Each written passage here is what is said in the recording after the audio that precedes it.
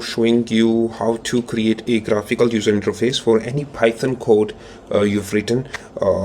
So for instance, you're creating a machine learning model, and now you need to wrap it into the graphical user interface, so where you can enter the input fields and press the button to predict the outcome.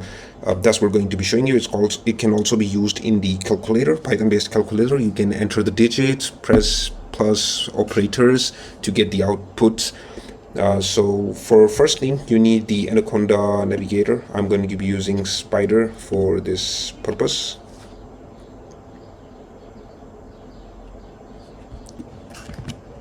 All right.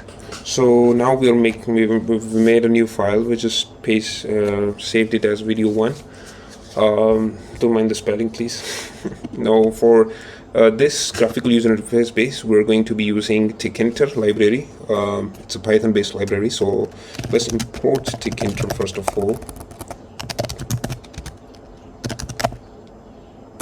First of all, we import everything from Tkinter. Now we need to create a root variable based off Tkinter. That's it. Now we need to assign the geometry, which is the size of this window. In our case, we're going to keep it 450 by 750. So 450 is going to be width, and 750 is going to be height. And again, it has to have a color. For color, you're going to be using configure. As you can see, there is a lot of options. So we're going to be using just the background. Yep, exactly like this. And we're going to set the background to sky blue. There's a lot of options available. You can check it on the internet. Again, this is just the basics we've started, and now we need to make this resizable. Again, it has to be fit on all the screen, and the root has to be existing in the main loop. That is it for getting it started. Let's press the run button. You see, it's blue color, it's 450 width, 750 height. It's perfect. Now let's just start creating an input fields into it, so you can first of all, let's just get on with the label class. This is the label class to create any label or heading. So we're using label class. We're using it in the root window that we have created. You can have multiple windows also. We're going to be seeing that in the upcoming videos. Let's create the text. We're calling the graphical user interface in Python. Okay. Again, you need to have much more customizability, so we're gonna give much more customizability like this. Okay. It must have a font, so let's set the font to a very common one, Helvetica. Font size to 16, and it has to be in comma. It should be bold. All right.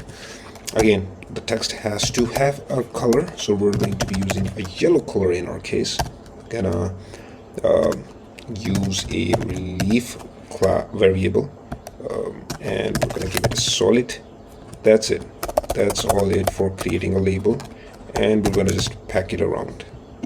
That's all it. And if you run it, see, that's here. Now there's a lot of options in the pack function, this function. Just as packing to the bottom, top, side, left, whatever you name it. So just let me show you by create byte. Okay, we're using this perfect. Let's change it to the color so that you must be familiar with all the colors that are available. Let's change this function to side bottom. So it's gonna show this label in the bottom. You see right here. Perfect. All right, enough of the labels. Let's get into the stuff. So for instance, you're creating 3 input fields. We're going to be doing that in this video. So we need, for 3 input fields, we need 3 labels, again, the headings, and the input fields where user can enter their values, and variables where that value can get stored. All right, let's just start creating with the labels. So of course we need 3 labels, so we're gonna create a label right in the root. We name it the text to as your first name is equal to, and a little bit of space. Perfect. And let's comma here. Let's give a font to exactly as we were doing before, with a little small size, and again it has to be bold. Perfect. And we're setting the color to again yellow with relief as solid.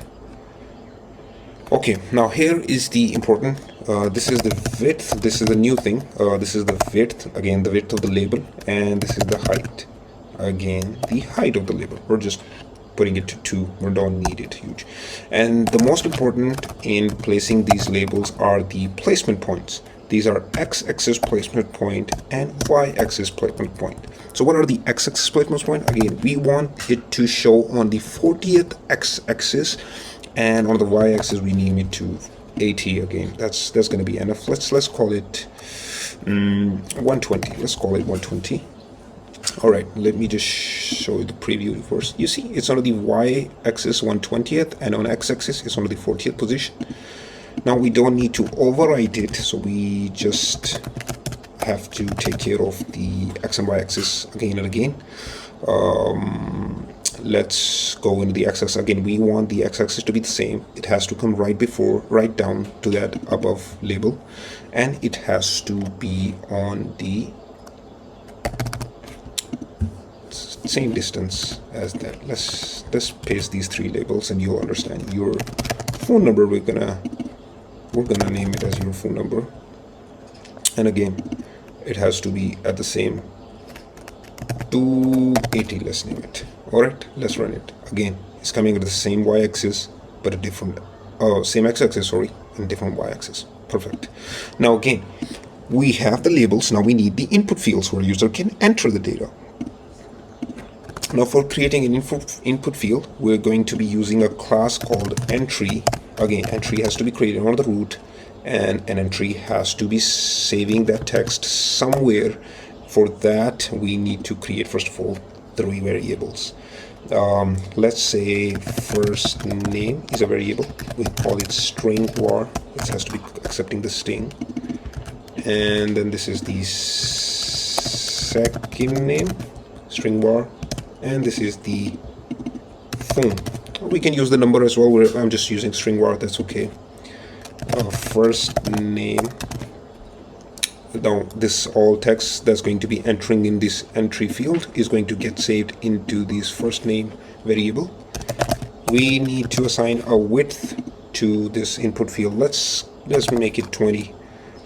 It's going to be sufficient. And we need again the place, most important, x and y axis. Now where the place should come in, again this is the first name, it is on y 120, so we need exactly the same y-axis but different x-axis. I'll show you why. So let's move it to 200 x-axis. So it has to come right next to first name. That's why we're using the same x-axis. And again, the x-axis is 120, so it's next to this, and the y-axis is same, so it's next to this. Understand? Okay, let's do it for all the 3 variables. We just give a little space so that it's easy for you to read. Again, it's the second name, and it's the phone. For y-axis, we have to match that, and to x-axis can stay the same. Let me show you again. See, it's perfect. You can type about anything. Okay, we also need to create a button. For creating a button, you're going to be using a very simple class. It's the button class. Again, the button has to be created in the root, and the button must have a text. There's the text coming. So press me. That's enough. So a button has to have a width and height. You can just, we're going to assign a width here. The width has to be again 20. Enough. Command. Now a button has to perform some sort of function, so in order to run the function, this command is used. For instance, you have a calculator function where you use a sum function to press when the plus operator has been pressed. you use the sum function. So you can just write sum here. That's it. Okay, let's place it somewhere at x40 and y is 600 instead of right. Okay, so again we need it to trigger some sort of function. So let's create an info function. Oops. Perfect. And in info function we're just doing nothing than just creating another label. So it's the label says is button pressed. All right. And we need border width, we need font. So let's make a thick font and yellow. It's all okay, it's all perfect. We're just going to be changing the placement to 680 for instance. Perfect. All right, so on the button, when the button is pressed, this info function is going to run now. So let's just run this now. All right, you see it's perfect. You can move it around. Let's call it hello, let's say world, and let's say phone number is +44 anything. Again, these all data is getting saved into these variables, so you can use it later on in your functions and stuff. We're just making it a basic. So when the press me button is pressed, again button is pressed. Again, it is just triggering the function. The function is just creating a label at this position. That's it. So in the next video, we're going to be implementing a machine learning model where you're going to be inputting the data, and just on the pressing of a button is gonna predict the output to you. That's it. I hope you guys like it.